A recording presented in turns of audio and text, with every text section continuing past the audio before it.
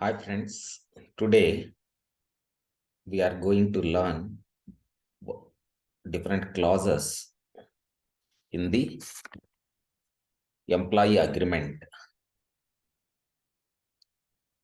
This is the relating to USA. The terms or clauses how to draft in the employee agreement. In the case of Apple Inc., the Mr. Johnson is going to join as a employee there. So we are trying to understand their four clauses. So how to draft and what is we need to keep in mind while drafting these four clauses and which we are need to avoid. So first, the termination clause. There are in termination clause will be in two types.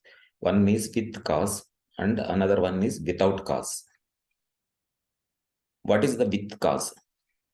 See that termination clause may consist of some causes, means some incidents. Upon the happening of those incidents, that agreements will cease automatically.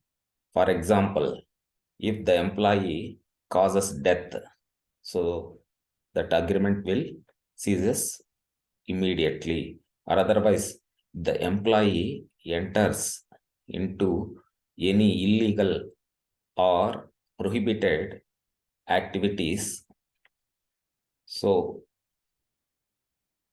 that agreement will ceases immediately or as agreed upon, as mentioned in the agreement. Or if we entered into any activities which is written in the agreement, like if he enters, if he do any work, if we do any work which is to the another employer who is the competitor for this organization, like Apple Inc. present case. So once the employer came to know that, so that agreement is immediately ceases. That relationship with employer and employee will ceases to end. So other clause without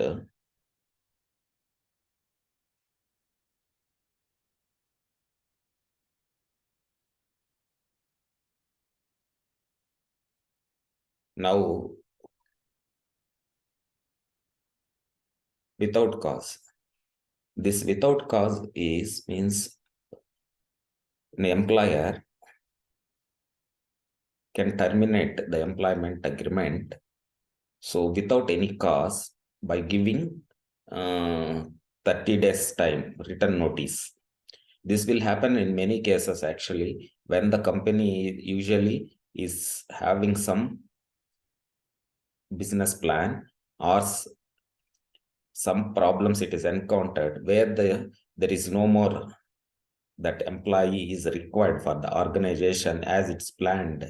So it will take this kind of like decisions. So they will give the employee certain notice period. In that notice period, there may be two cases actually. So he has to work, he may or may not work for the notice period, or he can go and search for employment for that period. He will get the compensation, but he can search for employment elsewhere. So, or otherwise, he can opt for work for that period, the notice period also. That is depending upon it will be decided upon at the time of giving termination. But there should be a certain these things upon the termination without any cause. They have to give certain period of notice period, and they have to give compensation for that notice period with work or without work, for certain period of time, like 6 months. In given case, 6 months of the basic salary. So company may not come or may not come for work. Next clause, non-compete clause. Non-compete clause is a clause actually which will be there in an employee agreement.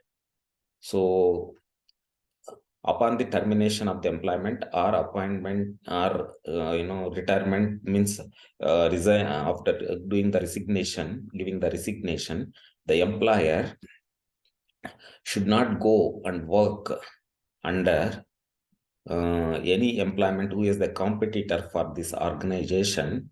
So he will reveal the information or secrets or the business information or competition, some business formula, etc. So which will be using himself for doing some business, or he can work for somebody who is a competitor, for this organization. So it defeat it when it loses the business of the organization. So there is a restriction for certain period of time. So during that period, he is not supposed to do any business or any act or anything which will be competing to present organization. These all the things which be listed in this clause, non-compete clause. You should not be a competition for the existing organization. This is second. Third one is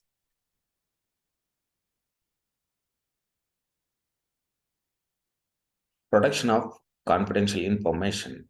So protection of the confidential information is to keep the confidential information, not to reveal any person. For example, if in the organization we do, in the organization we will be knowing as an part of the employment, part of the business, so we'll be knowing many secrets of the company. Okay, we will be knowing many confidential information and secrets, business formulas, business formulas and marketing strategies, plans, these all information which usually we have will have a plan for future. So those information which is maybe on the job, or maybe which is revealed on the job, so it will not be revealed to the outsiders. Certain cases, like for example, in the case of Apple Inc., what we are discussing, in the case of Apple Inc., so there are certain formulas, the quality, what is the products, means that raw material to use for giving that good product, a good Apple tabs and MacBooks, that is what is that smartphones, what and all the products, quantity, ratio, that formula should not be, there will be one formula which is a success formula for that organization, that cannot be revealed for other person, which he can also take adopt that formula, and he will be succeeded. Protection of the confidence. So even certain organizations, they will not even allow to bring the mobile phones inside the office while working. They will ask us to keep the phones with the security, or they will not, we can use only the phones which is not a smartphones.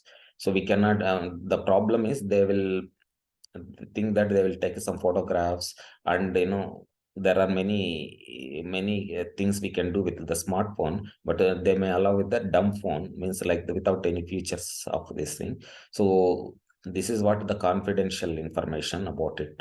So the confidential information what is there within the organizations, so they cannot reveal. So that's what it is written. It has to be written in this clause. Next, fourth one,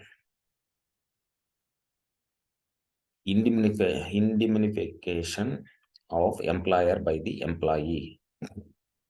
Actually, there are two kinds of indemnifications. One is employer indemnify the employee, and another one is employee indemnifies employer. For example, if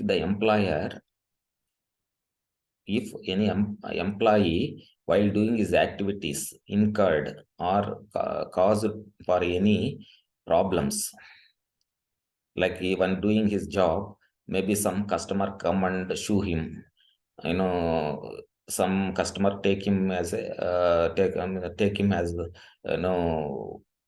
what I mean to say is that take him as defaulter or violation of the certain principles or rules or conditions. So he may sue him.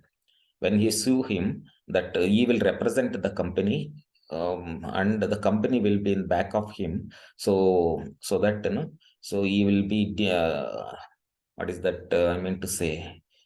Company will indemnify him.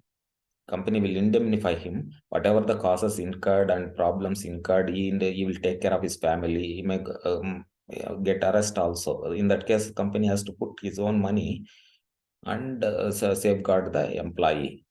But now this question is not that actually. How the employee will be indemnify the employer. So in this case, what happens is usually that employee will be doing many activities, many acts on behalf of the employer. There are certain guidelines will be laid down for each and in each and every organization. But if the employee violates that guidelines or principles or